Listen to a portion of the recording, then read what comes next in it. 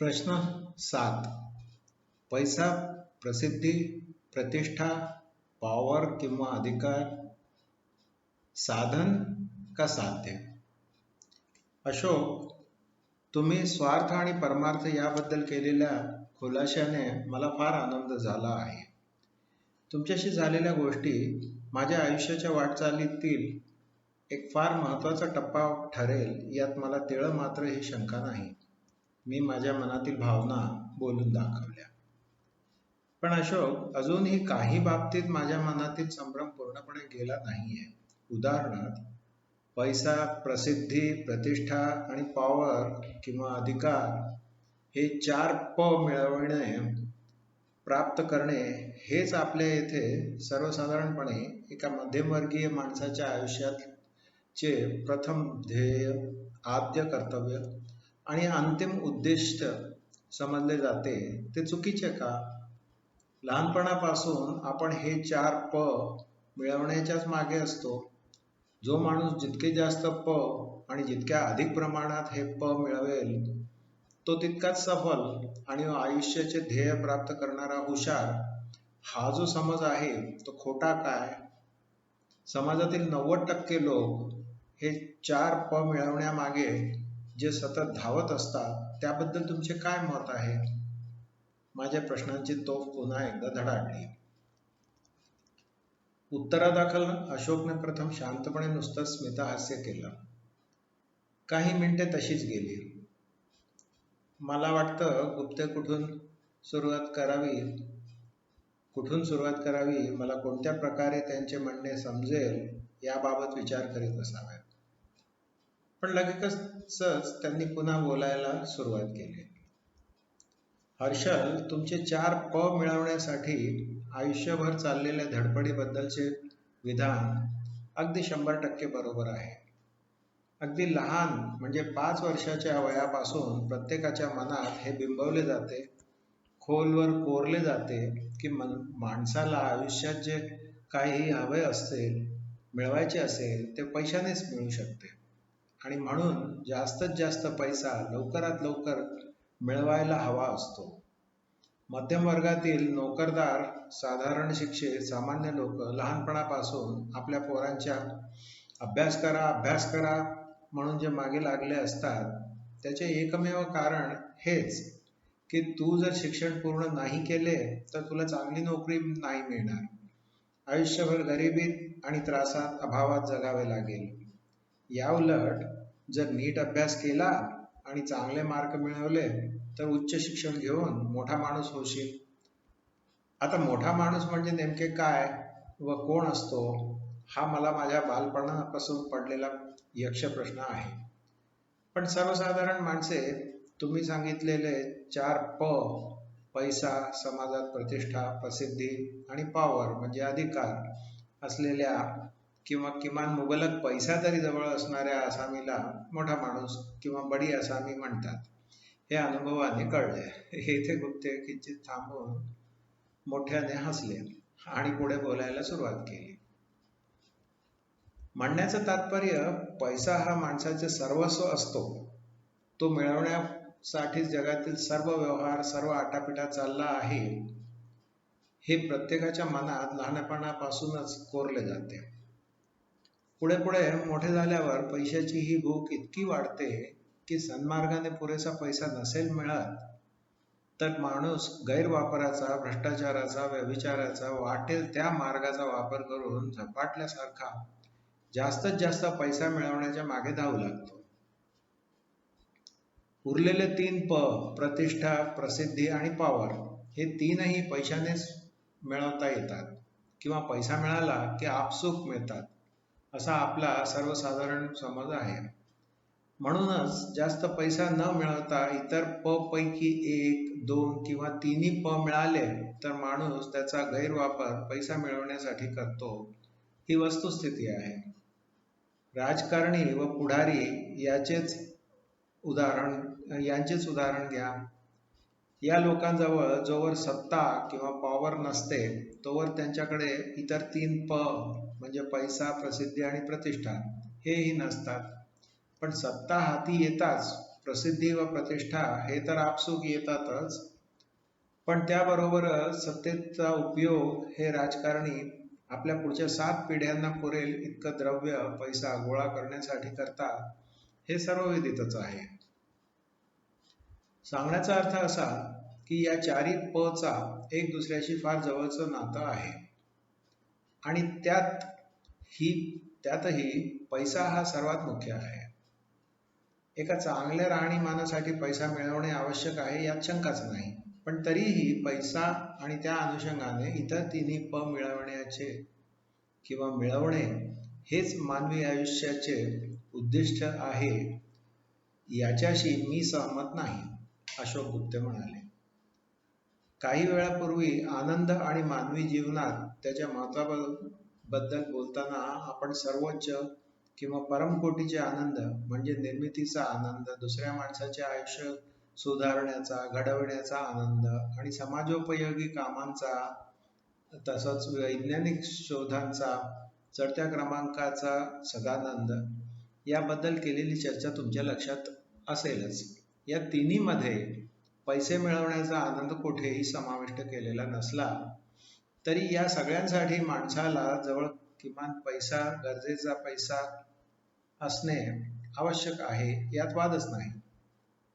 पण पैशाने हे किंवा इतर कोणतेही सदानंद विकत घेता येत नाही, हेही तितकेच खरे आहे. तर असं हे सगळं गौड बंगाल आहे. सर्वसाधारण माणूस हा 4 रस्ते फुटणाऱ्या चौकात उभा असतो. त्याला चारीकडे जाणाऱ्या 4 वाटा दिसत असतात, पण जायचे कुठे हे माहीत नसते. साहजिकच तो ती वाट धरतो जिथे त्याला त्याच्या आणि त्याच्या कुटुंबाच्या दैनंदिनाच्या गरजा पूर्ण होताना दिसतात. पोटापाण्याचा प्रश्न सुटताना दिसतो. पण माणसाने फक्त पोटापाण्याचा आणि इतर गरजा पूर्ण करण्यापुरताच विचार केला तर त्याच्या आयुष्यात आणि इतर प्राण्यांच्या आयुष्यात फरक तो काय उरला?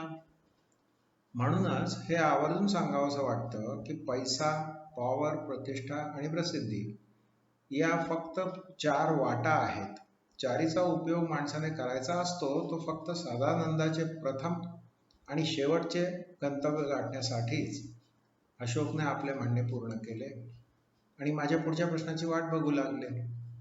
त्यांना विश्वास होता की मला त्यांचे सांगणे 100% पटले असेल आणि ते खरेही होते. प्रश्न 8. प्रत्येकाच्या भावनांचा, मौलिक प्रतिभेचा, गुणांचा आणि श्रमाचा सन्मान केला पाहिजे. हर्षल, तुमच्या मनात अजूनही काही प्रश्न असतील तर नक्कीच विचारा. मला त्यांची उत्तरं द्यायला आवडेलच. मला काही काळ गप्प बघून अशोक म्हणाले, येथे आत्ता आपल्या सदानंद आणि 4 बद्दल झालेल्या चर्चेच्या अनुषंगाने मला काही महत्त्वाच्या सूचना कराव्याशा वाटतात. अशोकने आपलं म्हणणं सुरू केलं.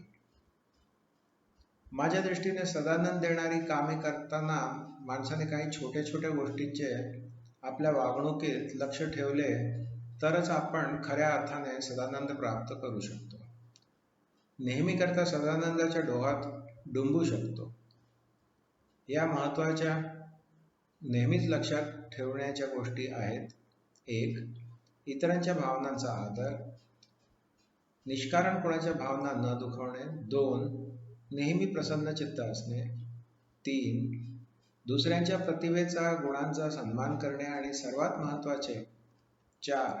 आपण व इतरांनी घेतलेल्या श्रमाचे, केलेल्या परिश्रमाचे कौतुक किंवा सन्मान करणे किंवा असणे. थोड्या वेळापूर्वी आपण जपान देशाच्या वैशिष्ट्यांबद्दल बोलत असताना तिथले लोक आपल्या वागणुकीने, आपल्या वर्तनाने दुसऱ्याला त्रास तर नाही ना होत, इतरांची गैरसोय तर होत नाही या गोष्टीचे काटेकोरपणे लक्ष ठेवतात हे बघितलेच आहे. पण त्याहूनही एक पाऊल पुढे मी माझ्या आईकडून आणि तिने तिच्या आजीकडून शिकलेले विनाकारण दुसऱ्याच्या भावना दुखवू नये, शक्यतो इतरांच्या भावनांचा आदर करावा, हे ब्रह्मसूत्र किंवा ब्रह्मवाक्य आपल्या आयुष्याच्या प्रवासाला आनंद यात्रा किंवा सुखाचा प्रवास कसा बनवते हे मी येथे सांगू इच्छितो. देवाच्या अस्तित्वाबद्दल बोलताना मी प्रत्येक माणसात देव असतो आणि माणसाव्यतिरिक्त देव मूर्तीमध्ये का आकाशात कोठेच नसतो हे माझे मत आणि अनुभव सांगितलेले तुम्हाला आठवतच असेल. देवाबद्दल एक भावगीतातील ओळ, भाव भोळ्या भक्तीची मी एक तारी आणि भावनांचा तू भुकेला रे मुरारी मला आठवते. ती तुम्हालाही माहीत असणार. गुप्ते म्हणाले आणि माझ्याकडे बघून हसले. माझ्याकडून मानेने होकार येताच ते पुढे बोलू लागले. आता मला सांगा, जर मुरारी कृष्णही भावनांचा भुकेला आहे असू शकतो, तर माणसातील देव हे भावनांचे भुकेले नसतील का? माणूस तर बोलून चालून भावनांचा पुतळाच. माझ्या मते आणि अनुभवाप्रमाणे कोणत्याही दोन माणसात मैत्री होते किंवा कुठलाही संबंध जोडला जातो, ती मैत्री, तो संबंध तोवरच टिकतात जोवर ती दोघे एकमेकांच्या भावनांची कदर करतात, आदर करतात, एक दुसऱ्याच्या भावना विनाकारण दुखवत नाही. हीच गोष्ट, हाच नियम मैत्री असो का दुसरे कुठलेही नातेसंबंध, पती पत्नी, भाऊ भाऊ, भाऊ बहीण, माता पिता आणि पुत्र पुत्री, सगळ्याच नात्यांना एकसारखीच लागू पडते. जर त्या मैत्रीत, त्या नात्यातील दोघांपैकी एका कोणी दुसऱ्याच्या भावना दुखावल्या, तर त्या मैत्रीत, त्या नात्यात दुरावा निर्माण झाल्याशिवाय राहत नाही. आधीसारखी आपुलकी किंवा रस उरत नाही. उरतो तो फक्त अगतिकपणाने, जबरदस्तीने चालू ठेवलेला संबंध किंवा नातं. मैत्री किंवा उघड अगर लपलेलं वैर जे संधी मिळताच उफाळून वर येतं. या उलट आपण जर आपल्या वर्तनात विनाकारण दुसऱ्यांच्या भावना न दुखवण्याचे लक्ष ठेवले, तर आपण सर्वांचे प्रिय, कोणीही वैरी नसलेले म्हणजे अजातशत्रू सहज होऊ शकतो. त्यातूनही जर काही कारणाने आपले कोणाशी मतांतर झालेच, तर भांडण न करता आपण पळ खाल्ली, शांतपणे आपले म्हणणे समजावून सांगितले, तर मैत्री संबंधातील कटुता दूर होऊन संबंधातील ओलावा, आपुलकी तशीच टिकून राहते, नव्हे अधिक बळकट होते. माझ्या पणजीच्या भाषेत याला हार खाई झगडा मिटा असे म्हणतात. तुम्हीच सांगा, यात आपलं काय गेलं? उलट दुसऱ्या व्यक्तीला तुमच्या बद्दलचा आदर वाढतोच, अशोक गुप्ते म्हणाले आणि मिश्किल हसले. वागणुकीतील दुसरी महत्वाची लक्ष देण्याची बाब म्हणजे कोणाशीही बोलताना चेहऱ्यावर हसतमुख भाव असणे. आपण जेव्हा ओळखीच्या अगर अनोळखी व्यक्तीशी संवाद साधतो, तेव्हा ती व्यक्ती अजाणपणे तिच्या स्वतःच्याही नकळत आपल्या चेहऱ्याच्या भावांवरून आपल्या त्यावेळच्या मनस्थितीचा अंदाज घेत असते, तुमच्या मनाचा ठाव घेत असते. हा माणूस आपले म्हणणे ऐकेल का? आपल्या बोलण्याने त्याची प्रतिक्रिया रागीट, तिखट तर नाही ना होणार? आपले म्हणणे हा हसण्यावारी तर नाही ना नेणार? आपला अपमान तर नाही करणार? अशा एक ना दोन कित्येक शंकांची उत्तरे ती व्यक्ती आपल्या चेहऱ्याच्या हावभावावरून शोधण्याचा, अदमास घेण्याचा प्रयत्न करीत असतात.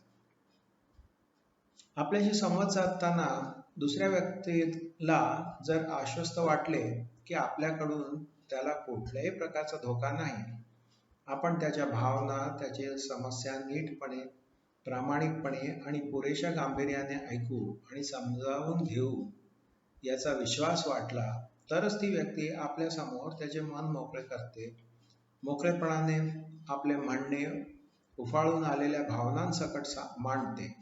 हे मी, तुम्ही आणि प्रत्येकाने नक्कीच अनुभवले असेल. तुम्हाला जर हे सर्व साधायचे असेल, दुसऱ्यांच्या मनात तुमच्या प्रति विश्वास, आत्मीय भाव निर्माण व्हावा असे वाटत असेल आणि तुमचे मन स्वच्छ आहे याची बिना सांगता ग्वाही द्यायची असेल, तर कोणाशीही बोलताना, संवाद साधताना सहास्य मुखमुद्रा असणे फार गरजेचे आहे, असे माझे मत आहे आणि अनुभव आहे, अशोक म्हणाले. त्यांच्या चेहऱ्यावरील चिरंतन शांती आणि प्रसन्न मुद्रेचे रहस्य मला आज कळले होते. मला गुप्त्यांबद्दल वाटणारी ओढ, आपुलकी आणि आदर यांचे गुपित मला आज उमलले होते. मात्र येथे मला एक सावधतेचा इशारा नमूद करावासा वाटतो. अशोक म्हणाले, आपण नेहमीच प्रसन्नचित्त असावे, दुसऱ्यांच्या भावना निष्कारण दुखावू नये, या नक्कीच महत्वाच्या आणि आयुष्यातील निर्भेळ आनंद मिळवून देणाऱ्या गोष्टी आहेत, यात शंकाच नाही. पण याचा कोणी गैरफायदा घेता कामा नये. याच्याकडे कटाक्षाने लक्ष ठेवणे हेही तितकंच गरजेचे आहे. माझ्या सांगण्याचा अर्थ असा मुळीच होत नाही की केवळ दुसऱ्याचे मन राखायला नाही म्हटल्याने त्याच्या भावना दुखावल्या जातील म्हणून आपण दुसऱ्यांनी केलेल्या चुकीच्या सूचना किंवा आग्रह मान्य कराव्या आणि त्याप्रमाणे वागावे. उदाहरणार्थ, कुठल्याही अंमली पदार्थाच्या सेवनाचा आग्रह किंवा कुठल्याही आपराधिक कामामध्ये सहभागाचा आग्रह, अशा कुठल्याही चुकीच्या सूचनेला किंवा आग्रहाला बळी न पडता स्पष्टपणे नकार देऊन आपण त्यांचे हितच करतो, अहित नाही, हे लक्षात ठेवणे फार गरजेचे आहे. माझ्या पणजी आजीच्या भाषेत याला एक नन्ना 36 रोग दूर असे म्हणतात, गुप्ते म्हणाले आणि गोड हसले. त्यांची ही अल्पशिक्षित पणजी आजी म्हणजे किती मोठी विचारवंत दार्शनिक होती याची प्रचिती मला आता यायला लागली होती. पहिल्या 2 गोष्टी इतकीच आपल्या वागणुकीतील महत्वाची तिसरी गोष्ट म्हणजे इतरांच्या प्रतिभेचा, सद्गुणांचा आणि परिश्रमाचा सन्मान. आपला भारत देश एकेकाळी जगभरात सर्वात समृद्ध, प्रगत आणि ज्ञानविज्ञानात सर्वात पुढारलेला देश होता असे आपण मोठ्या गर्वाने म्हणतो. पण त्या समृद्ध, प्रगत देशाचे रूपांतर या अशा ओंगळ, स्वार्थी, मागासलेल्या समाजात कसे व का झाले याची कारण मीमांसा मात्र कधीच करीत नाही. मी आजवर जे काही वाचन केले आणि अनुभव घेतले आहे त्यावरून माझे स्पष्ट मत आहे की ज्या समाजात प्रत्येकाच्या मौलिक प्रतिभेचा आणि परिश्रमाचा सन्मान होत नाही, चीज होत नाही, तो समाज कधीच प्रगती करू शकत नाही. हीच गोष्ट भारत देशालाही लागू पडते. भारतात जोवर आर्यभट्ट, भास्कराचार्य, पाणिनी वगैरे सारख्या तत्ववेत्यांचा मान सन्मान आदर होता, तोवरच भारताची प्रगती झाली. त्या पुढच्या काळात वारंवार परकीयांची आक्रमणे भारताला झेलावी लागली आणि आपण आपसातल्या वितुरीमुळे त्यांचे गुलाम झालो. एकदा गुलाम बनल्यावर गुलामांच्या प्रतिभेला काय किंमत आणि काय वाव? उलट प्रतिभावंत लोकांच्या प्रतिभेचे सर्व परीने दमन करून, विनाश करूनच परकीय सत्ताधीश आपली सत्ता टिकवू शकत होते. म्हणून या पुढच्या काळात आपल्याला एकही भारतीय शास्त्रज्ञाचे नाव आठवत नाही. गुलाम भारतीय समाजात मात्र आपल्या मालकांना खुश ठेवून आपला स्वार्थ सिद्ध करण्यासाठी आपल्या देशबांधवांच्या प्रतिभेचा, परिश्रमाचा पाणउतारा किंवा अनादर करून संपूर्ण विनाश करण्याची होड लागली होती. इंग्रजांच्या काळापासून भारतीय फक्त त्या भारतीय लोकांनाच मान देऊ लागले ज्यांना इंग्रजांनी किंवा इतर पाश्चिमात्य देशांनी मान दिला. आजही ती प्रवृत्ती कमी अधिक प्रमाणात दिसूनच येते. दुसरा महत्वाचा बदल जो परकीयांच्या गुलामगिरीने भारतीय समाजात मानसिकतेत घडून आला तो म्हणजे नवाबांची आणि साहेबांची स्वतः काम न करता फक्त शस्त्रांच्या धाकाने गुलामांकडून श्रमबिगारी करवून घेण्यात मोठेपणा समजण्याच्या हुकुमशाही प्रवृत्तीने खोलवर आपली मुळं रोवली. पुढे पुढे ती आणिकच बळकट होत गेली. आजही आपण या दुसऱ्याच्या श्रमावर मजा करण्याच्या, आपली पोळी शेकून घेण्याच्या मानसिकतेतून बाहेर पडलो नाहीये. मी लहानपणापासून ऐकत आलो की अमेरिकेचे राष्ट्राध्यक्ष सुद्धा आपल्या बुटाला स्वतः पॉलिश करतात.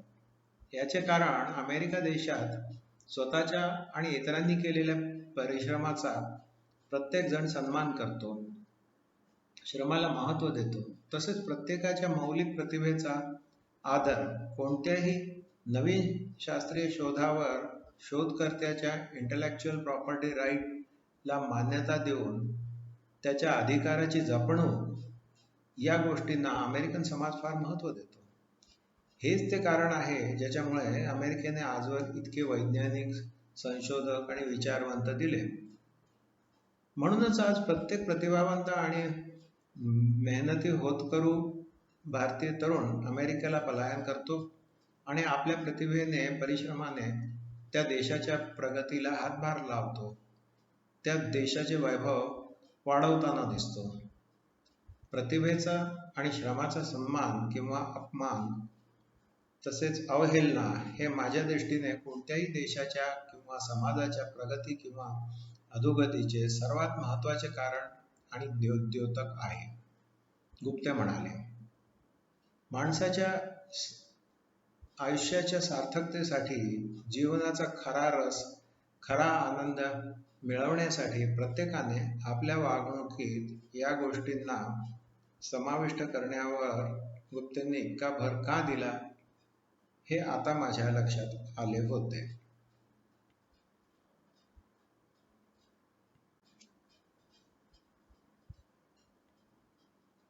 प्रश्न 9. समजावयाचे का समज द्यायची? कृती, क्रिया की प्रतिक्रिया? आंतरिक जग आणि बाह्य जग. अशोक, तुम्ही सांगितलेल्या आपल्या वागण्या बोलण्यात अवश्य लक्षात ठेवण्याच्या दोन्ही गोष्टी, दुसऱ्यांचे मन विनाकारण न दुखवणे आणि सदा हसतमुखाने संवाद साधणे मला पूर्णपणे पटतात. पण तरी मनातील शंका तुम्हाला विचारावीशी वाटते. मी म्हटले, माझ्या अनुभवावरून मला असे वाटते की सर्वसाधारणपणे 90% लोकांना आपण आपल्या वागण्यात बोलण्यातील चांगुलपणाने आपलंसं नक्कीच करू शकतो. पण 10% विकृत मनस्थितीचे लोक तरीही असे असतात जे आपल्या वागण्या बोलण्यावर, आपल्या हेतूवर नेहमीच शंका घेतात, अविश्वास दाखवतात आणि आपल्या चांगल्या वागण्याचा देखील काहीतरी वेगळाच अर्थ लावून हेतुपूर्वक आपली हेटाळणी, अपमान, उपहास करतात आणि भांडण उकरून काढतात. असे लोक अधिकाराच्या जागेवर असल्यास आपल्याला शक्यतो छळण्याचा, त्रास देण्याचा, अन्याय करण्याचा आणि धाकदपटशा दाखवून त्यांचे श्रेष्ठत्व, वर्चस्व, हुशारी सिद्ध करण्याचा प्रयत्न करतात. याचे कारण त्यांची शिकवण, त्यांचे संस्कार, त्यांचा न्यूनगंड किंवा त्यांना आयुष्यात आलेले विपरीत अनुभव जे काही असो.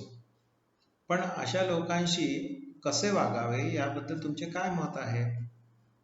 अशोक गुप्तेंचे बोलणे थांबताच मी माझ्या मनातील शंका विचारली. माझ्या मते तर अशा लोकांना चांगली समज द्यायला पाहिजे, चांगला धडा शिकवला पाहिजे. कारण अन्याय सहन करणे हाही अन्याय करण्या इतकाच मोठा गुन्हा आहे असे मी मानतो. मी म्हटलं, अशा लोकांबद्दल माझ्या मनात नेहमीच खूप राग असायचा. थोडक्यात काय तर अशा कुत्सित मानसिकतेच्या लोकांशी चांगुलपणाने वागण्यात काहीच अर्थ नसून त्यांना त्यांच्याच भाषेत उत्तर देऊन धडा शिकवणे किंवा समज देणे हा एकमेव उपाय आहे असेच तुम्हाला म्हणायचे आहे ना? अशोकने विचारले. मी होकारार्थी मान हलवताच ते पुढे बोलू लागले. तुमचं म्हणणं पुष्कळ अंशी बरोबर आहे हर्षल. अन्यायाचा, अत्याचाराचा, अगर गुंडगिरीचा प्रतिकार करणे आवश्यकच आहे. पण ते करताना आपल्याला काही गोष्टींचे लक्ष ठेवणे फार महत्त्वाचे आहे. यात सर्वात महत्त्वाचे आहे आपला स्वतःवरीलचा ताबा, आपल्या मनावरील नियंत्रण न सुटू देणे. दुसऱ्या शब्दात आपला तोल न जाऊ देणे. अशा विकृत मानसिकतेची व्यक्ती जेव्हा तुमच्याशी बोलताना तुमची हेटाळणी, कुचेष्टा, उपहास किंवा अपमान करते, तेव्हा मी स्वतःचे सर्व वर्चस्व गाजवून, अधिकार दाखवून तिचा मोठेपणा आणि तुमचे क्षुद्रत्व सिद्ध करण्याचा प्रयत्न करीत असते. त्या ठिकाणी ती व्यक्ती जाणीवपूर्वक शिवीगाळ करून, वाईट शब्दांचा वापर करून तुम्हाला डिवचण्याचा, तुमची मनःशांती भंग करून तुम्हाला उलट प्रतिक्रिया द्यायला, भांडायला उत्तेजन देण्याचा प्रयत्न करीत असते. त्यांचा एकमेव उद्देश असतो तुम्हाला भांडायला आणि त्यांनी वापरलेल्या शब्दांहून वाईट शब्दांचा वापर करण्याला भाग पाडणे. हा त्यांचा डाव असतो तुम्हाला तुमच्या वागणुकीला वाईट सिद्ध करण्याचा. तुमच्याकडून असंस्कृत, असभ्य, रानटी आणि भांडकुदळ प्रतिक्रिया मिळवून तुम्हाला बदनाम करण्याचा, स्वतःचा चांगुलपणा सिद्ध करून तुम्हाला वाईट प्रवृत्तीचे अशिष्ट, गुंड आणि दुसऱ्यांसाठी जाचक, धोकादायक सिद्ध करण्याचा. कळत नकळत तुम्ही त्यांच्या जाळ्यात एकदा जरी अडकला तर हे दुष्ट प्रवृत्तीचे लोक तुम्हाला नेहमी करता माथे फिरू, भडकावू आणि निकृष्ट मानसिकतेचे असे सोदाहरण सिद्ध करून टाकतात. तेव्हा अशा लोकांशी वागताना विशेष काळजी घेण्याची गरज असते. याबद्दल बोलताना मला अलीकडेच वाचलेले एक संत पुरुषाचे वाक्य आठवते. त्यांनी हिंदूतून सांगितले, अगर तुमको कोई गधा बोला तो क्या तुम सचमुच गधा बन जाओगे? तुम जो हो वही तो रहोगे ना। हाँ, अगर तुमने बाहें चढ़ा ली, उस आदमी को गाली देने लगे, उससे लड़ने लगे कि तूने मुझे गधा कैसे बोला, यानी गधे के समान दुलत्ती झाड़ने लगे, तब तुम सचमुच ही गधा बन जाओगे और उस व्यक्ति की तुम्हें गधा बनाने की चाल सफल हो जाएगी। इसलिए किसी के कुछ भी कहने पर हमें अपनी प्रतिक्रिया सोच समझकर ही देनी चाहिए। यावरून तुमच्या लक्षात आलेच असेल की तुम्हाला जर कोणी चिथावणी दिली, शिवीगाळ करून उकसवले आणि तुम्ही त्याचा प्रतिकार करायला उलट आणि त्याहून जास्त असभ्य वर्तणूक केली, तुमच्या भाषेत त्याला चांगली समज द्यायचा प्रयत्न केला, तर तुम्ही नकळत त्या व्यक्तीने फेकलेल्या जाळ्यात अडकत जाता आणि त्याच्या इच्छेप्रमाणे त्याच्या तालावर नाचायला लागता. याउलट अशा प्रकारच्या उत्तेजनांना बळी न पडता आपण शांत राहून आपले म्हणणे समजावून सांगण्याचा प्रयत्न केला तर अशा उलट्या काळजाच्या व्यक्तींचा डाव फसतो आणि त्यांचे पितळ उघडे पडते.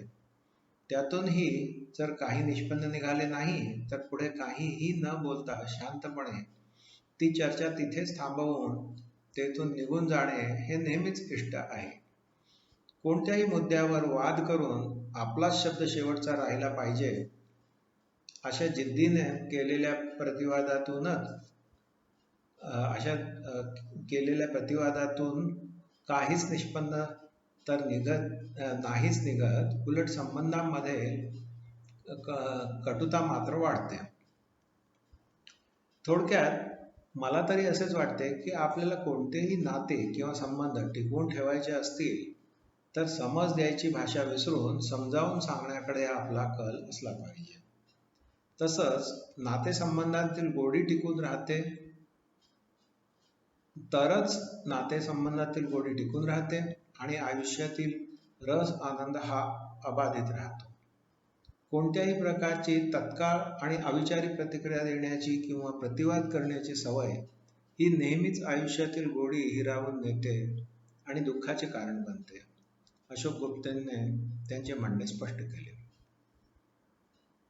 तुमचं म्हणणं मला पटतंय अशोक, पण जेव्हा तुम्हाला अशा प्रकारच्या परिस्थितीला सामोरे जावे लागते तेव्हा आपल्या मनातील रागाला, चिडीला आवर घालून स्वतःवर नियंत्रण ठेवून शांतपणे आपले म्हणणे मांडणे, आपला मुद्दा समजावणे हे फार कठीण असतं.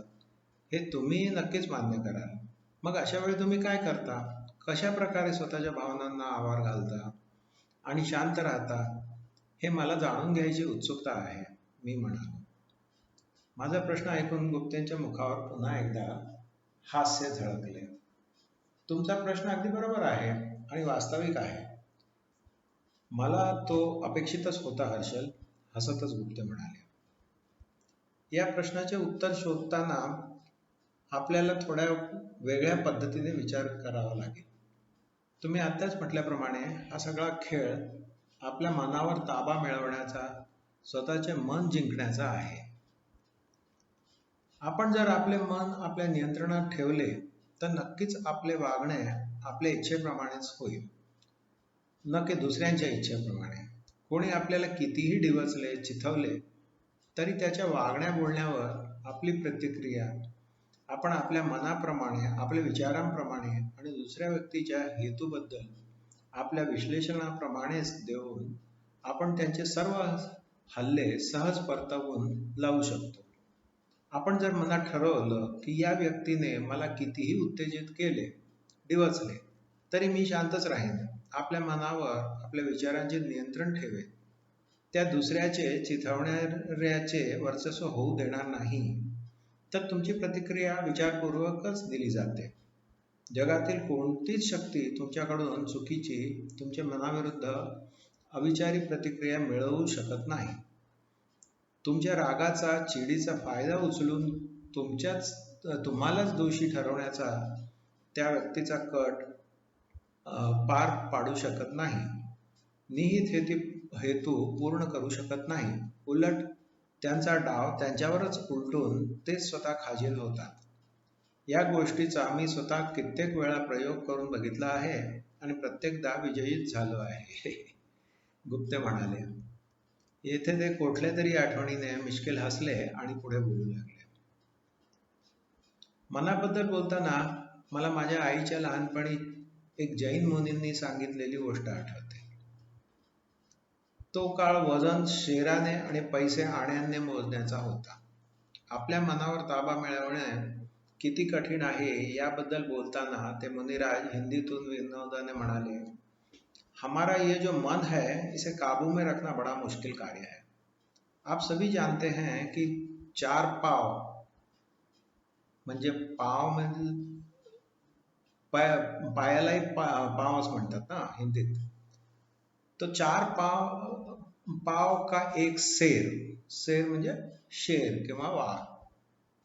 तो 4 पाव का एक शेर होता है और ऐसे 40 शेरों का एक मन होता है. मन म्हणजे मन. तो ऐसे खतरनाक और उतने ही ताकतवर मन को काबू में करना सचमुच हिम्मत की बात है कि नहीं. जैन मुनींचा विनोद सांगून गुप्ते पुन्हा एकदा हसले. आता तुम्ही विचाराल की हे मन म्हणजे नेमके असते तरी काय, बरोबर, अशोक म्हणाले आणि माझे होकारार्थी स्मित बघून पुढे बोलू लागले. हर्षल, वरवर बघता आपल्याला भेटणारा, आपल्याशी बोलणारा प्रत्येक माणूस हा आपल्याला दिसणाऱ्या, आपल्याला जाणवणाऱ्या या जगाचा एक भागच असतो. खरे ना? पण या ज्ञात जगाबरोबरच माझे, तुमचे आणि प्रत्येक व्यक्तीचे वैयक्तिक स्वतःचे असे एक वेगळे जग हे असते. म्हणजेच प्रत्येक व्यक्तीचे एक सोडून 2 जग किंवा विश्व असतात. एक आपण सगळ्यांचे समान बाह्य किंवा बाहेरील विश्व आणि दुसरे प्रत्येकाचे आपले स्वतःचे आंतरिक विश्व. आपले मन किंवा अंतर्मन हे या आंतरिक जगाला दिलेले दुसरे नाव आहे. बाह्य जगात जे काय घडतं ते नक्कीच आपल्या हातात नसतं. त्यावर आपला काहीच जोर चालत नाही, काहीच अधिकार नसतो, बरोबर ना? मग आपल्या आंतरिक जग तरी आपल्या अधिकारात, नियंत्रणात असावं की नाही? आता तुम्ही विचाराल की बाह्य जगापेक्षा वेगळं हे आंतरिक जग का, अंतर्मन हे प्रत्येक व्यक्तीकडे असते का? आणि या आंतरिक जगाच्या अस्तित्वाचा पुरावा तरी काय? अशोकने प्रश्न केला आणि माझ्याकडून उत्तराची वाट न पाहताच ते पुढे बोलू लागले. असं बघा, आपण जेव्हा जागृत अवस्थेत असतो तेव्हा आपल्याला आपल्या ज्ञानेंद्रियांनी आपल्या आसपासच्या जगाची, परिस्थितीची माहिती मिळत असते, जाणीव होत असते. डोळ्यांनी जगातील प्रत्येक वस्तू, व्यक्ती, प्राणी दिसतात. कानांनी दुसऱ्यांनी बोललेलं चांगले आणि वाईट दोन्ही ऐकू येते. नाकानं विभिन्न वास येतात वगैरे वगैरे. पण या सगळ्या माहितीची साठवण, विश्लेषण आणि तिचा उपयोग करून अमुक परिस्थितीत कसे वागायचे, बोलायचे हे ठरवण्याचे काम जिथे केले जाते ते आंतरिक विश्व, आंतरिक जग किंवा अंतर्मन. एकदा आपण जागृत अवस्थेतून निद्रिस्त अवस्थेत गेलो की आपल्याकरिता बाह्य किंवा बाहेरील जगाचे अस्तित्व संपते. पण त्यानंतरही जे आपल्या जवळ उरते ते आपले आंतरिक जग किंवा अंतर्मन. म्हणूनच आपण झोपेतही विचार करत असतो. बाह्य जगातील साठवलेल्या माहितीवरून तशीच परिस्थिती निर्माण करून स्वप्न बघत असतो. स्वप्नातही परिस्थितीचे आकलन करून स्वतःच्या वागण्या बोलण्याबद्दल, प्रतिक्रिया देण्याबद्दल निर्णय घेत असतो. काय करावे न करावे ते ठरवत असतो. पण हे आंतरिक जग आपलेच असल्यामुळे त्यात घडणाऱ्या घटनांवर आपलाच अधिकार असल्यामुळे आपण त्यात आपल्या इच्छेप्रमाणे फेरबदलही करीत असतो. तर अशा या दोन जगांमध्ये, आंतरिक आणि बाहेरील जगामध्ये नेहमीच संघर्ष सुरू असतो. बाहेरील विश्वातील परिस्थितीच्या, इतर लोकांच्या वागण्या बोलण्याच्या सतत हल्ल्यांना आंतरिक जगाला सामोरे जावे लागते. मिळालेल्या माहितीचा, उत्तेजनांचा उपयोग करून, परिस्थितीचे आकलन करून, म्हणजेच त्याबद्दल विचार करून, आपल्या स्वतःच्या वागण्या बोलण्याबद्दल निर्णय घेऊन त्याप्रमाणे प्रतिक्रिया काय द्यायची हे आंतरिक विश्व किंवा अंतर्मनालाच ठरवायचे असते. आता प्रश्न येतो आंतरिक आणि बाह्य या दोन जगांच्या आपसातील संबंधांचा. सर्वसाधारण लोक या दोन जगांना समजण्यात गफलत करतात. बहुतांश लोकांना आंतरिक विश्वाच्या अस्तित्वाची जाणच नसते. म्हणून ते बाह्य जगाच्या घटना, इतर लोकांचे वागणे, क्षणाक्षणाला बदलणारी परिस्थिती किंवा बदलणारा परिवेश यांच्यापासून स्वतःला वेगळे ठेवून विचारच करू शकत नाही. त्यामुळे अचानकपणे होणाऱ्या कुठल्याही परिवर्तनाला, दुसऱ्याने दिलेल्या डिवचणीला, चिथावणीला अशा लोकांची प्रतिक्रिया अविचारी, अनियंत्रित आणि उत्स्फूर्त प्रतिकाराची असते. आणि त्याचमुळे भावनांच्या आहारी जाऊन हे सहज दुसऱ्याने फेकलेल्या जाळ्यात अडकतात, त्यांच्या इच्छेप्रमाणे वागू लागतात, त्यांच्या इशाऱ्यावर नाचू लागतात. मात्र जे लोक समजदार असतात, जाणकार असतात, ते आपल्या आंतरिक आणि बाह्य जगातील अंतर समजून या दोन्हीच्या मध्ये एक भिंत, एक तटबंध उभारतात. बाह्य जगातून येणाऱ्या कोणत्याही माहितीला, उत्तेजनाला आंतरिक जगापर्यंत पोहोचायला ही भिंत ओलांडून येथे होणाऱ्या वैचारिक तपासणीला पार करूनच जाता येते. आणि इथेच मनावरच्या किंवा आंतरिक विश्वाच्या ताब्याची, नियंत्रणाची गरज भासते. हा ताबा, हे नियंत्रण असते प्रत्येक व्यक्तीच्या विचारांचे, त्याने काळजीपूर्वक निवडलेल्या, ठरवलेल्या स्वतःच्या वागण्या बोलण्याबद्दलच्या, प्रतिक्रिया देण्याबद्दलच्या नियमांचा. जे लोक आपल्या दोन जगांमध्ये अशी भिंत बांधतात, ते बाहेरून येणाऱ्या वाईट, चिथावणी किंवा डिवचणी देणाऱ्या माहितीला, संभाषणाला या भिंतीशी अडवतात आणि स्वतःच्या विचारांच्या तपासणीत नापास होणाऱ्या उत्तेजनाला आपल्या आंतरिक जगात जाऊ देत नाही. म्हणून त्यांचे मन अशा वाईट गोष्टींनी गढूळ होत नाही आणि सदैव निर्मल राहते. कोणत्याही प्रकारच्या उत्तेजनाबद्दल ते आधी काळजीपूर्वक विचार करतात, त्या व्यक्तीच्या हेतूचे विश्लेषण करतात आणि मगच शांतपणे आपली प्रतिक्रिया नोंदवतात. या भिंतीच्या आडकाठीमुळेच त्यांच्या मनाची शांती ढळत नाही. त्यांच्या मनाचा, आंतरिक विश्वाचा आनंद नेहमीच अढळ राहतो. अशा रीतीने हे लोक कुत्सित प्रवृत्तीच्या लोकांचे सर्व हल्ले स्वतः विचलित न होता सहजगत्या परतावून लावतात. याउलट ज्या लोकांचे आंतरिक विश्व बाहेरील जगाला उघडे असते, दोन्ही जगांमध्ये विचारांची, संस्कारांची भिंत किंवा कुठलीच आडकाठी नसते, ते लोक सहजरित्या दुसऱ्याने हेतुपूर्वक दिलेल्या चिथावणीला, उत्तेजनाला बळी पडतात आणि त्यांच्या स्वतःच्या छवीला घातक ठरणारे, त्यांना वाईट सिद्ध करणारे, सर्व दोष त्यांचाच आहे असे भासवणारे वर्तन करतात किंवा अशी प्रतिक्रिया देतात आणि आपल्याच पायावर धोंडा मारून घेतात. समजूतदार माणूस राग, लोभ, चीड या भावनांना आपल्या मनात किंवा आंतरिक विश्वात जागा देत नाही. कारण या भावनांच्या आहारी जाऊन घेतलेले वागण्या बोलण्याचे निर्णय, केलेले वर्तन बहुतांशी, किमान 90% तरी चुकीचे, आपल्यासाठी घातक आणि आपल्याला मनस्ताप देणारे ठरतात.